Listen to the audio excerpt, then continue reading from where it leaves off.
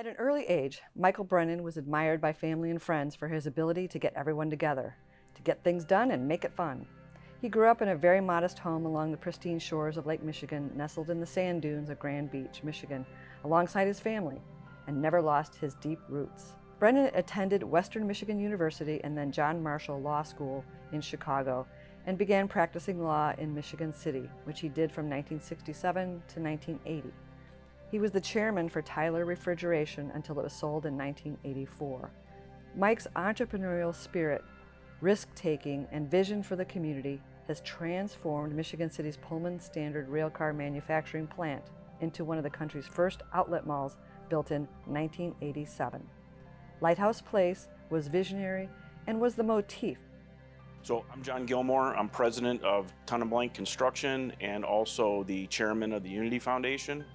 Soon after I met Mike, he sold Lighthouse Place and used a large portion of the proceeds to start the Unity Foundation. And it was his vision and his generosity that made Unity what it is today. And you can't really talk about Mike Brennan without mentioning the Unity Foundation. And you definitely can't talk about the Unity Foundation without Mike Brennan, because we wouldn't be here without him. Hi, I'm Bob Schaefer. I was on loan from NIPSCO over 30 years ago to serve as the executive director of the Unity Foundation when it first started. So I was involved very early on with the formation of the foundation. But we're here today to talk about the involvement of Mike Brennan. Mike served as the catalyst to start the Unity Foundation, and I don't think the foundation would be here today if it were not for Mike's vision and leadership. My name is Maggie Spartz. I'm president of the Unity Foundation of Porte County, and have been in this position for 30 years. So Mike's contributions early on were the establishment of the Lighthouse Place Charitable Fund, which attracted Lilly money. It was those early years that really paid off, and Mike's leadership really mattered. I'm Ed Volk. I'm a member of the Unity Foundation. I've presently serve as a vice chairman of the board. Previously, I was a co-chairman for many years.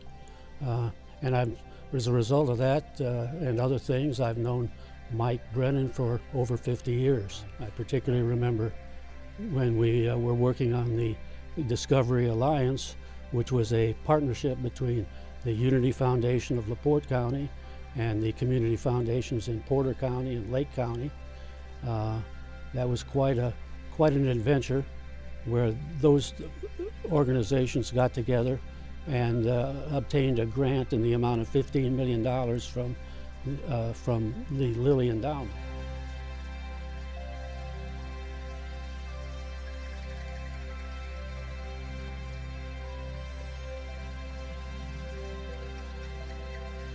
So we should all be beholding to Mike for his 30 years of service, advocacy, funding, backing the organization for all these 30 years.